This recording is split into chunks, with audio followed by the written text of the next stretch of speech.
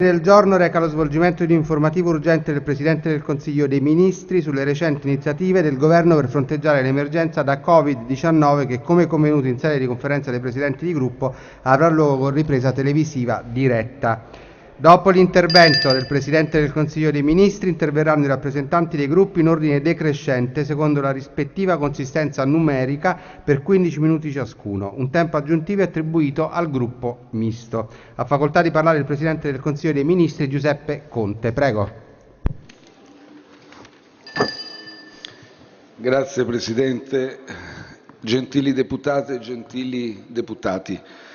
L'odierna informativa mi consente di offrire al Parlamento un quadro compiuto delle più recenti iniziative che il Governo ha adottato sul piano interno e anche un aggiornamento sulle iniziative che a livello europeo sono in programma per fronteggiare l'emergenza epidemiologica da Covid-19.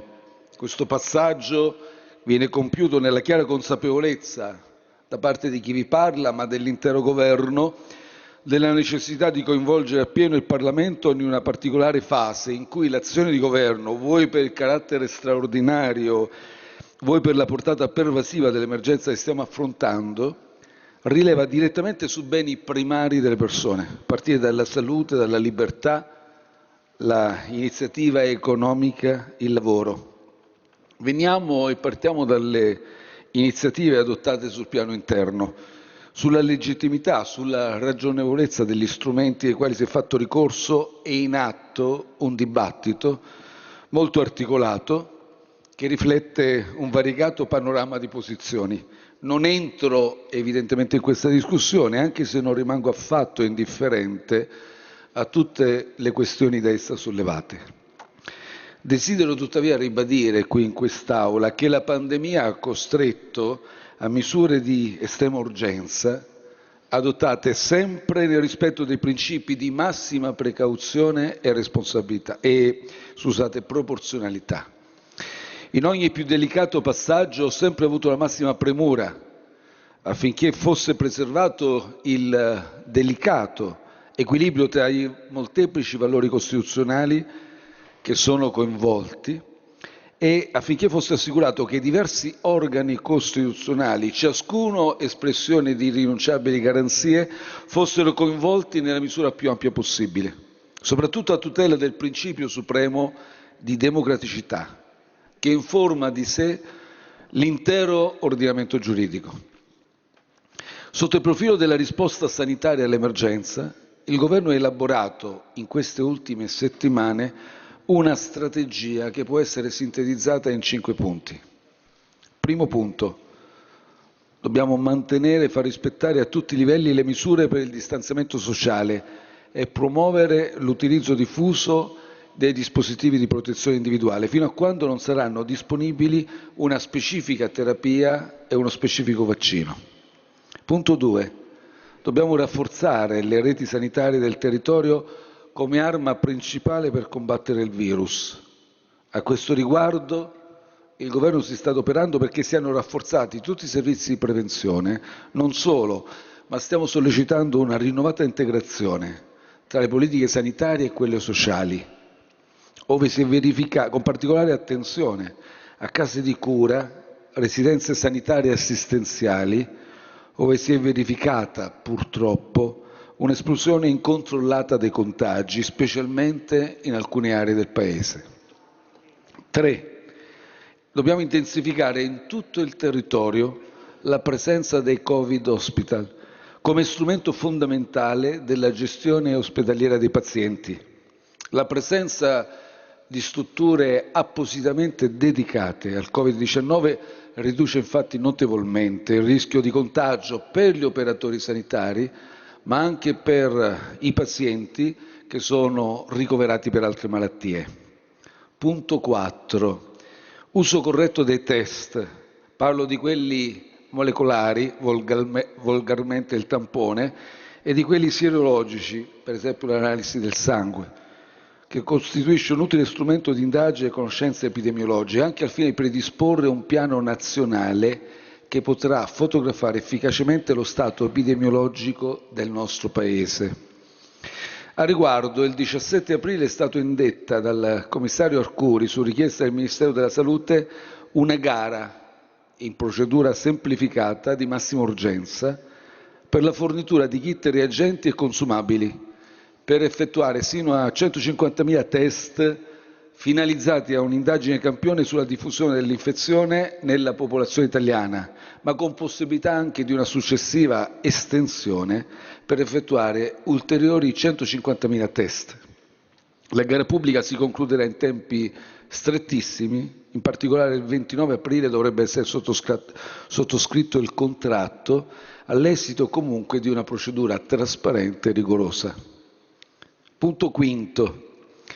Rafforzamento della strategia di mappatura dei contatti sospetti. Si parla ormai comunemente di contact tracing e di teleassistenza con l'utilizzo di nuove tecnologie.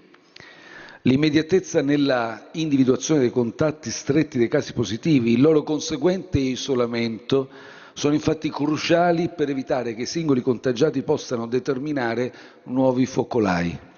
Per questo un'adeguata applicazione informativa direttamente disponibile su smartphone sarà uno strumento molto importante per accelerare questo processo.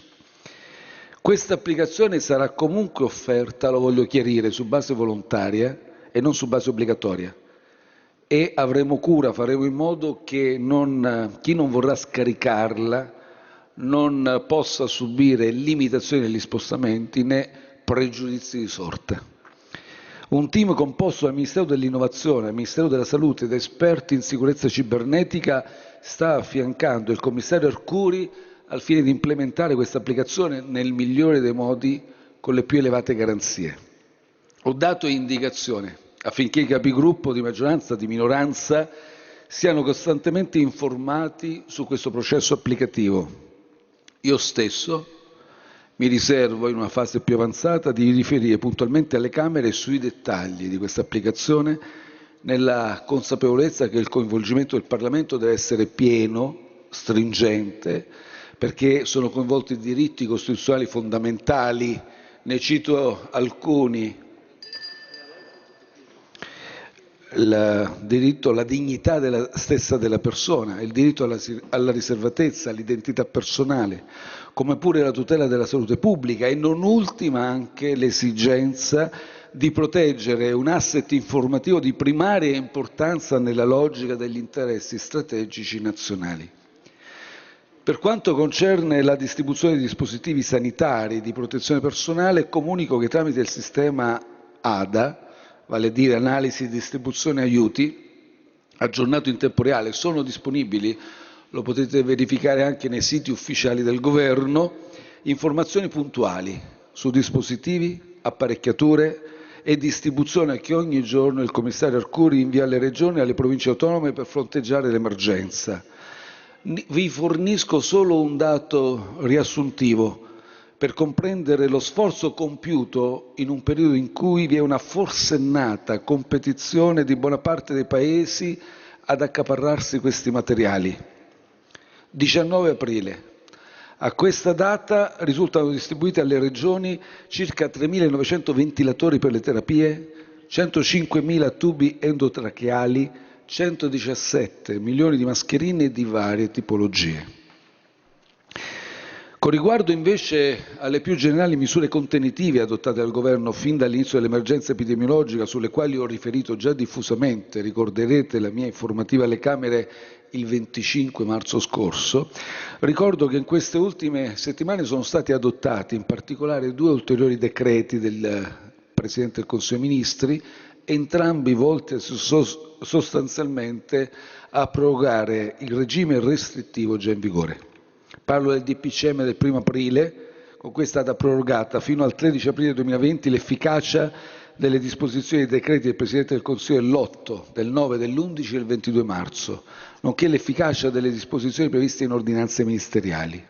Si tratta, come è noto, delle misure riguardanti il distanziamento sociale, il divieto di spostamenti, salvo comprovate esigenze, la chiusura delle scuole e di altri luoghi di aggregazione, nonché la sospensione delle attività produttive, industriali, commerciali, ad eccezione di quelle che erogano servizi di pubblica utilità o servizi pubblici essenziali.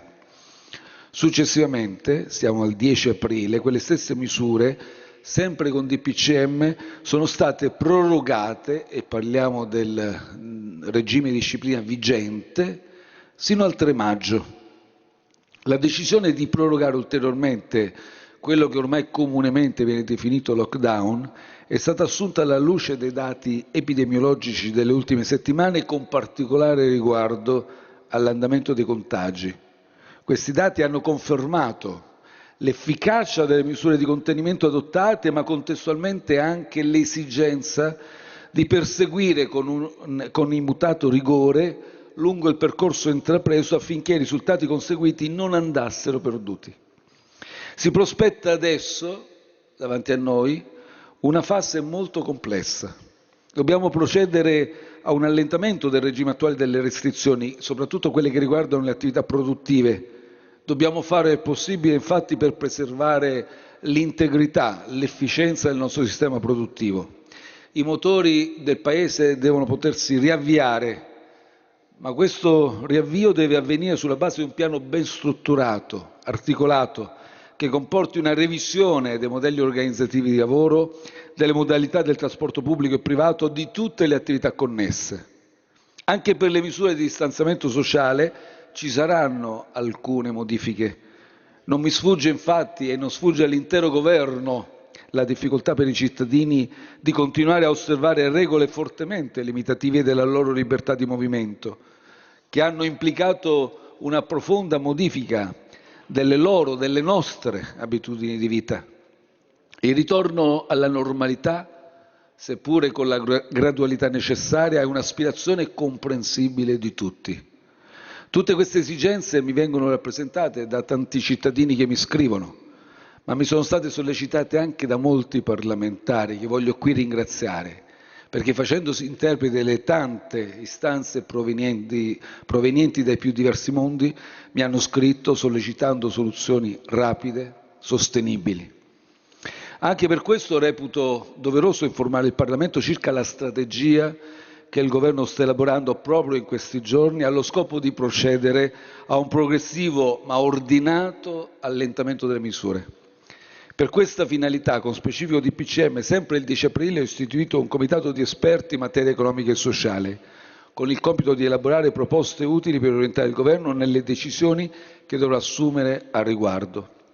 Questo comitato di esperti sta agendo di concerto con il comitato tecnico-scientifico, già insediato da tempo, affinché le strategie individuate per la ripartenza economica si basino su imprescindibili precondizioni di sicurezza. Sono membri di diritto di questo comitato di esperti anche il dottor Borrelli, capo della Protezione Civile, il commissario straordinario dottor Arcuri, in modo da ottenere il pieno coordinamento tra gli organi che ci coadiuvano in questa durissima sfida. Con l'ausilio di questi esperti, il Governo sta elaborando un programma di progressiva apertura che sia omogeneo su scala nazionale e che ci consenta di riaprire buona parte delle attività produttive, anche commerciali, tenendo però sotto controllo la curva del contagio, in modo, e qui il punto, da poter prontamente intervenire laddove questa si rinnalzi oltre una certa soglia. Soglia che non pensiamo debba essere formulata una volta per tutte in termini astratti, ma che vogliamo commisurata alla specifica recettività delle strutture ospedaliere dell'area di riferimento. Ovviamente per poter riprendere in sicurezza le attività economiche dovrà essere garantito il pieno rispetto dei protocolli, a partire da quello firmato il 14 marzo con i sindacati e le categorie produttive e successivamente aggiornato. Una volta completato questo programma lo discuteremo con tutti i soggetti coinvolti, anche con enti territoriali, organizzazioni datoriali, sindacati, al fine di acquisire le loro anche valutazioni e di condividerlo con tutti i soggetti interessati. Si tratta, e tengo a ripeterlo, di uno dei passaggi più sensibili e più complessi, anche perché la nostra comunità nazionale sta facendo tanti sacrifici, non ci possiamo permettere di vanificarli e di sbagliare. Siamo consapevoli infatti che un'imprudenza commessa in questa fase dettata magari dalla legittima aspettativa di ripartire, può, in un momento in cui non è ancora esaurita, ma solo contenuta la carica del contagio, potrebbe compromettere, dicevo, i sacrifici che con responsabilità e disciplina i cittadini hanno dovuto affrontare sino a questo momento. E veniamo al sostegno all'economia. Lo scorso 8 aprile è stato approvato il decreto legge numero 23 del 2020, attualmente all'esame della Camera dei Deputati per la sua conversione in legge, con cui diventano operative nuove misure a supporto di imprese, artigiani, autonomi e professionisti. Il provvedimento, che prosegue e amplia lo spettro di interventi disposti dal decreto legge cosiddetto Cura Italia, è incentrato su 3 principali direttive. Misure di sostegno alla liquidità delle imprese volte a sbloccare ulteriori flussi di finanziamento garantiti a beneficio del sistema produttivo, misure di tutela degli asset strategici nazionali, misure fiscali volte a prorogare le scadenze esistenti e a incentivare le spese sostenute dalle imprese per una riapertura in sicurezza della produzione. Sostenere l'erogazione agevolata di liquidità alle imprese grazie alle garanzie pubbliche aiuta a prevenire fenomeni di interruzione del credito e del circuito dei pagamenti, che rischia di compromettere la continuità delle attività economiche. Inoltre, per evitare il rischio di una perdita permanente di capacità produttiva, di crescita potenziale del nostro Paese, è fondamentale accrescere la protezione del nostro tessuto industriale. Per questa ragione il decreto legge include nuove misure, non vi sarà sfuggito, a tutela degli asset strategici italiani, estendendo l'ambito applicativo della Golden Power a nuovi settori che originariamente non erano ricompresi in quelli ritenuti strategici. E anche, attenzione, un'ulteriore estensione riguarda le operazioni intraeuropee che sino ad ora rimanevano escluse. Questa emergenza sta incidendo sulle fasce più fragili della popolazione e rischia di creare nuove povertà. Non possiamo ignorare questo fenomeno, che rischia di lacerare un tessuto sociale già provato dalla bassa dinamica della crescita, dalla persistenza di ampie diseguaglianze sociali, accentuate nell'ultimo decennio. Abbiamo compiuto alcuni primi passi, siamo peraltro consapevoli che tra una previsione normativa e la sua attuazione pratica occorre anche del tempo. Anzi, mi permetto, con tutto il dovuto rispetto, di sollecitare le regioni che non hanno ancora fatto pervenire i flussi, di farli pervenire quanto prima, altrimenti non sarà possibile erogare la cassa integrazione in deroga, come sapete, perché occorrono questi flussi. Abbiamo, dicevo, compiuto alcuni primi passi anche per venire incontro alle urgenze dei cittadini che versano in condizioni di maggiori difficoltà. A tal proposito, lo ricorderete, con DPCM firmato il 28 marzo il Governo ha anticipato ai Comuni una quota di quel 66% delle erogazioni previste dal Fondo di solidarietà comunale. Si tratta di 4,3 miliardi di euro che sono stati girati ovviamente ai comuni e che potranno essere utilizzati a ulteriore garanzia della piena funzionalità dei servizi pubblici erogati.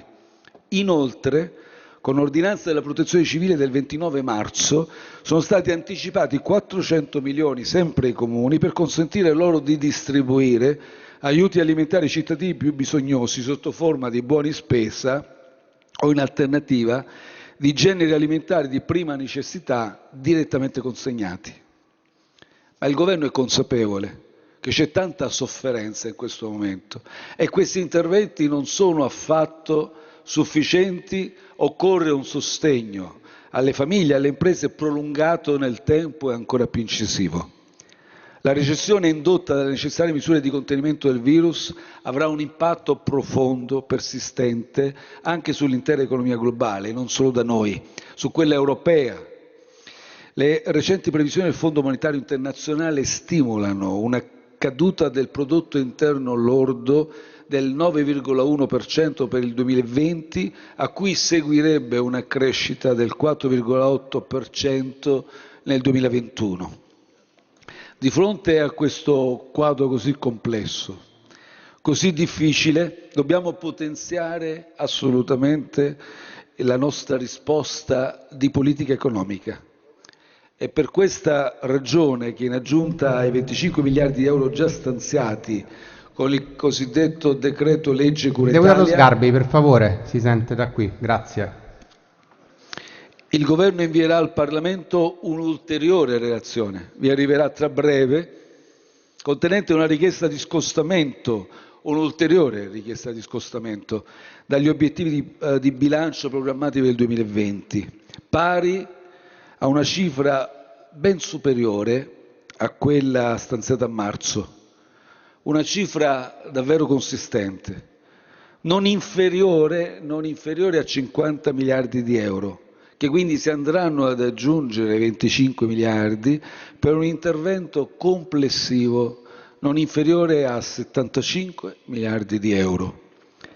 Questo ulteriore ricorso al disavanzo dovrà servire a finanziare varie misure destinate, tra le altre cose, al rafforzamento del personale sanitario, della protezione civile e delle forze di sicurezza, alla proroga, al rafforzamento degli ammortizzatori sociali, in particolare cassa integrazione e indennizi per gli autonomi, per le partite IVA, al sostegno di coloro che non sono coperti da cassa integrazione, a misure di sostegno alle piccole, alle medie imprese, a fondi aggiuntivi per comuni, province, città metropolitane e regioni e agli interventi di sostegno dei settori particolarmente colpiti dalle misure di contenimento del virus. Sono consapevole che l'iter di conversione in legge dei decreti legge finora adottati ha lasciato parzialmente insoddisfatte le legittime aspettative delle forze politiche di poter contribuire con proprie proposte alla definizione del quadro degli interventi. Ringrazio peraltro i gruppi parlamentari per la consapevolezza mostrata del contesto particolarmente critico nel quale, in ragione dell'emergenza, siamo tutti costretti a operare. Assicuro che nella costruzione dell'ampio corpus di misure che troveranno collocazione nel prossimo decreto legge, al quale ho fatto cenno, sarà assicurata la massima attenzione alle istanze e alle proposte dei parlamentari, anche in conformità degli impegni assunti dal Governo e formalizzati in specifici ordini del giorno, accolti in sede di esame parlamentare del decreto legge cosiddetto Cura Italia. Permettetemi poi di ringraziare in particolare la maggioranza che sostiene il Governo, i presidenti dei gruppi in primo luogo, ma anche ogni singolo parlamentare per l'impegno, la partecipazione, l'apporto costruttivo, anche quando critico, per il sostegno che non state facendo mai mancare. In un momento così difficile per la vita della Nazione desidero confermare la piena disponibilità al dialogo mio e dell'intero Governo con le forze di opposizione. Colleghi,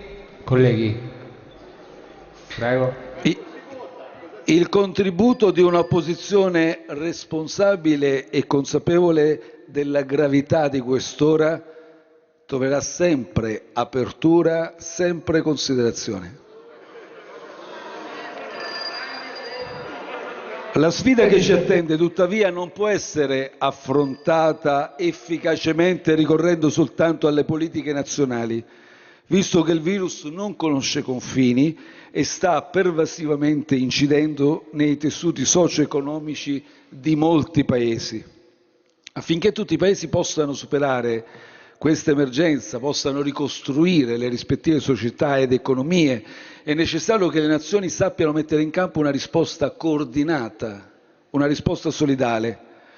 L'ho ribadito in tutte le sedi istituzionali, non solo al Consiglio europeo, ma anche a livello di G7 e G20. In particolare l'Unione Europea e l'Eurozona non possono permettersi di ripetere gli errori commessi durante la crisi finanziaria del 2008.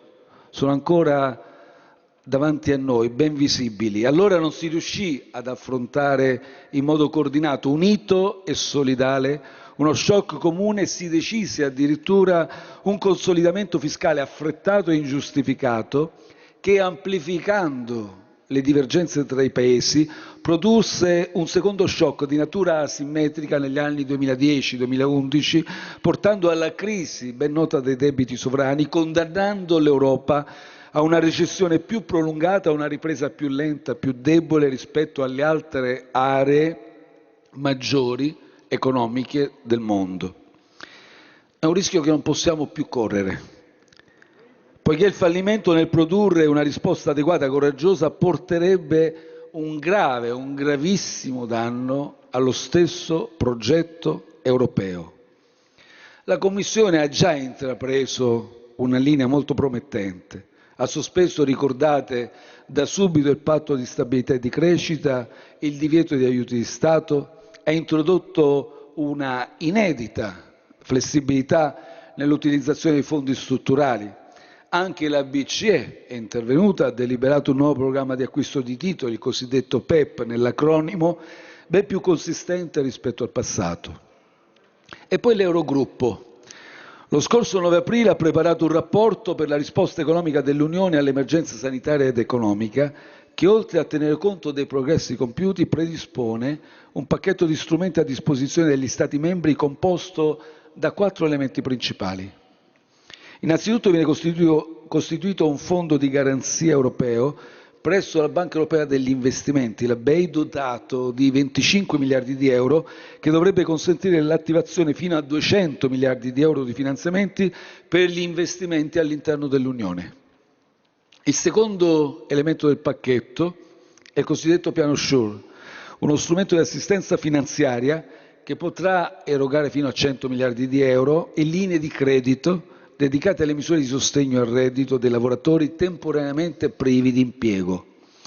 Questi due elementi, seppure ancora insufficienti, già si caratterizzano, attenzione, per un finanziamento con garanzie comuni e quindi a tassi di interesse particolarmente bassi per spese e investimenti da effettuare nei Paesi membri. Sul terzo elemento del pacchetto, ovvero l'attivazione di una linea di credito dedicata alle spese sanitarie ed erogata dal famigerato Meccanismo Europeo di Stabilità, il MES, si è alimentato nelle ultime settimane un dibattito che rischia di dividere l'Italia e dividerci in opposte tifoserie. L'Europa non deve ritrovarsi nuovamente, lo dico molto chiaramente, a chiedere scusa nei confronti di nessun Paese, come è successo in passato quando ha imposto alla Grecia programmi particolarmente severi. Di qui la mia posizione di assoluta cautela. Di fronte alla sfida epocale che abbiamo di fronte, non si può pensare che la risposta possa essere affidata a interventi peraltro modesti sul piano finanziario e per di più basati su un accordo intergovernativo come il MES, pensato per gestire crisi assai diverse riguardanti i singoli paesi imputabili a squilibri di natura economica. È stato concepito in realtà, in virtù di decisioni prese in passato, come uno strumento che ha sin qui espresso linee di finanziamento caratterizzate, lo sappiamo bene, da forti condizionalità macroeconomiche e che ha consentito di dosare addirittura l'imposizione di progressive misure fiscali sempre più stringenti che al soggetto finanziario, cose tutte queste che io ritengo inaccettabili data la natura di questa crisi.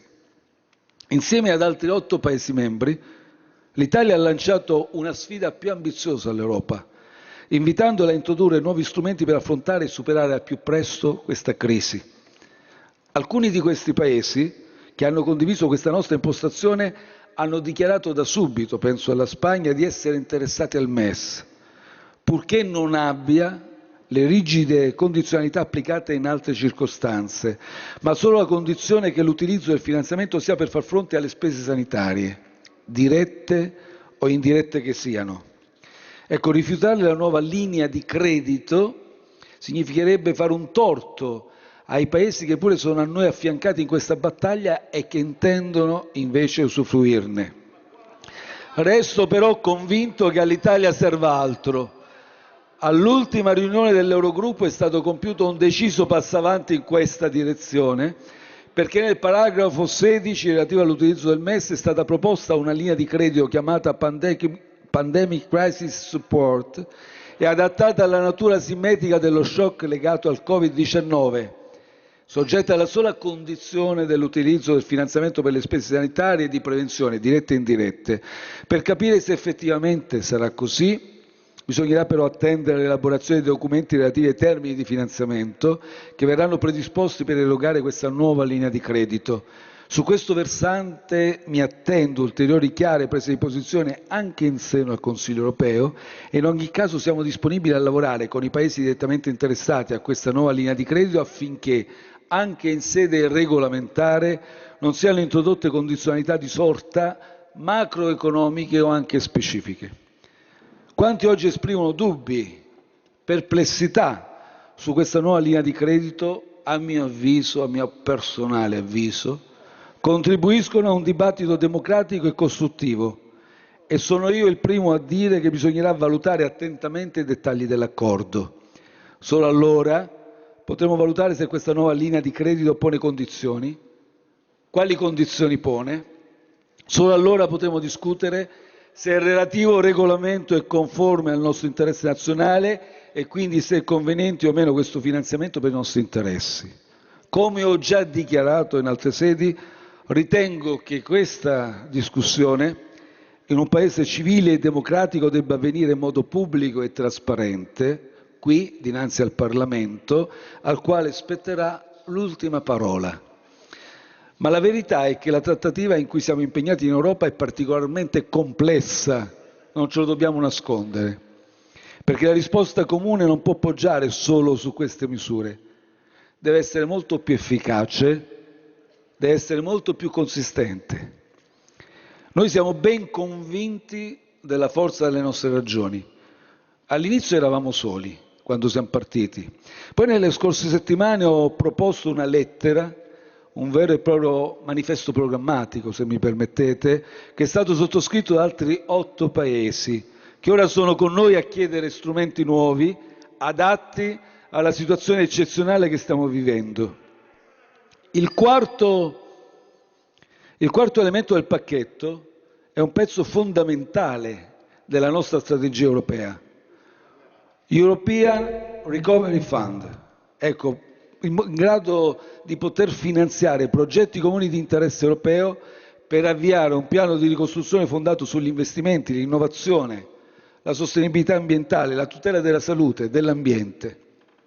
Il rapporto dell'Eurogruppo dello scorso 9 aprile richiama la necessità di costruire questo strumento che l'Italia intende realizzare quanto più velocemente possibile, strutturandolo come un veicolo in grado di finanziarsi con debito comune sui mercati finanziari. Sarà questo il tema centrale della videoconferenza dei membri del Consiglio europeo prevista per il prossimo giovedì 23 aprile.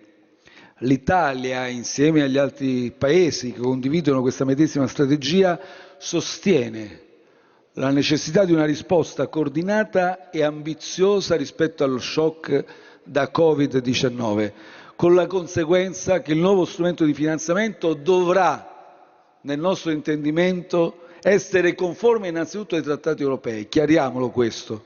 Non abbiamo il tempo di operare modifiche che comporterebbero una lunga, complessa procedura. Dovrà essere gestito a livello europeo, offerto a tutti i Paesi interessati, senza assumere una caratterizzazione bilaterale. Dovrà essere particolarmente consistente, e qui parlo della dimensione finanziaria. Dovrà essere mirato a far fronte a tutte le conseguenze negative, economiche e sociali prodotte direttamente da Covid-19.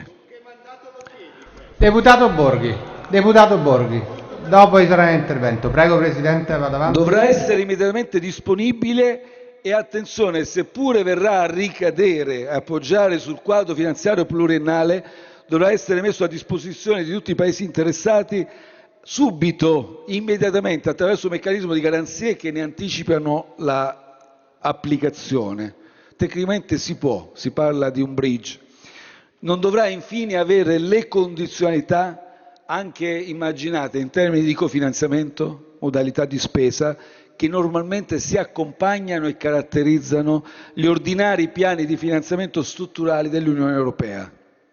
Al momento abbiamo anche un'iniziativa della Presidente della Commissione europea, Ursula von der Leyen, che per quanto essa stessa specificamente anticipato, potrebbe avere tutte le caratteristiche e muovere proprio in questa direzione. Sul tavolo è noto, perché è cronaca anche di questi giorni, vi è anche una proposta francese che legherebbe il Recovery Fund a un veicolo costruito ad hoc, in grado di emettere strumenti di debito comune e di erogare fondi ai Paesi membri. Noi appoggiamo questa proposta, l'abbiamo appoggiata avendo però chiesto di integrarla rispetto alla sua originaria formulazione, in modo da rispondere più puntualmente e ampiamente ai requisiti che riteniamo imprescindibili e che ho sopra indicato. Da ultimo è stata anche presentata, è storia ormai cronaca di questi giorni, una proposta spagnola che pure, con qualche suggerimento di variazione, potremmo appoggiare per la conformità alle caratteristiche e alle finalità più sopra indicate. Ai Paesi che condividono con noi la medesima linea di intervento abbiamo anche riservatamente, come si addice a queste trattative, anche anticipato una nostra proposta, che riteniamo pienamente conforme all'articolo 122 del Trattato sul funzionamento europeo. Deputato Borghi, colleghi, per favore, deputato Borghi, andiamo avanti, prego. Ma a noi non l'abbiamo presentata ufficialmente perché interessa portare a casa un risultato, non rimarcare una nostra primazia. In questo momento riteniamo opportuno condividere quanto più possibile e unificare le proposte sul tavolo senza rischiare di dividerci, con la conseguenza di rallentare il processo decisionale. Dobbiamo agire presto, perché il ritardo comprometterebbe il risultato ed è un rischio questo che l'Europa non può correre. Dobbiamo affrettarci senza indugio a rafforzare la nostra casa comune.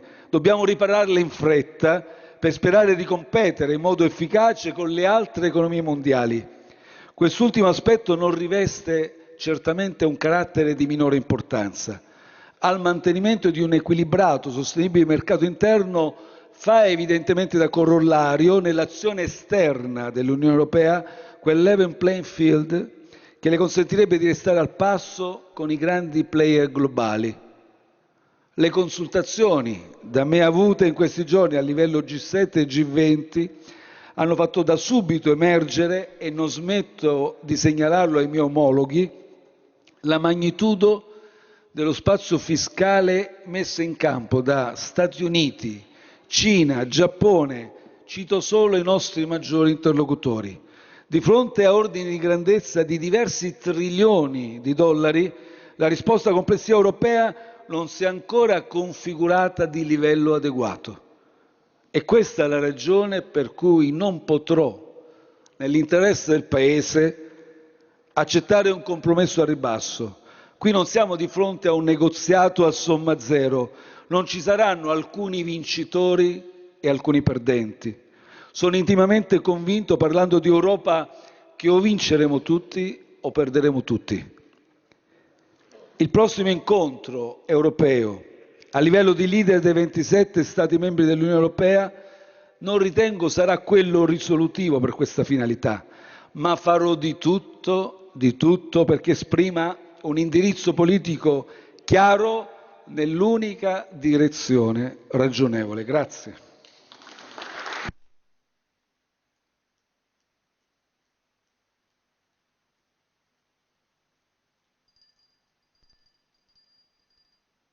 Borghi, per favore.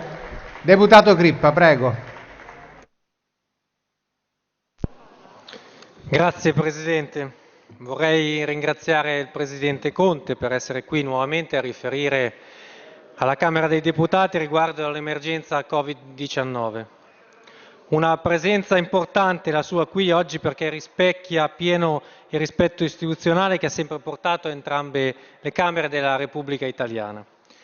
In considerazione dell'avvicinarsi della cosiddetta fase 2 e la quindi graduale uscita da questa fase assoluta emergenziale, le Camere dovranno avere spazi adeguati di confronto con tutti gli organi competenti al fine di essere più informate e incisive. Siamo quasi arrivati a 2 mesi dall'inizio delle misure di restrizione e i cittadini, come ben sappiamo tutti, stanno pagando un prezzo enorme. Altrettanto importante è non sottovalutarlo. Dagli imprenditori delle piccole e medie imprese che a causa della loro debolezza strutturale versano spesso nella incapacità di affrontare spese correnti e processi di ristrutturazione, alle difficoltà economiche che tante famiglie oggi stanno vivendo nelle ultime settimane. Alcune misure di sostegno lei le ha elencate, alle varie categorie sono già state attribuite nei decreti, ad esempio cito il liquidità, cito il Cura Italia, e altre lo saranno, come annunciato da lei, nelle misure associate allo scostamento di bilancio. Fra le varie misure però, Presidente, mi preme di ricordarle la necessità di un ristoro economico per le attività che oggi hanno subito un lockdown a causa di una disposizione governativa. Quindi quelli costretti a chiudere, noi dobbiamo consentire un ristoro per i giorni che sono stati chiusi affinché oggi non si possa pensare di lasciarli chiudere e fallire.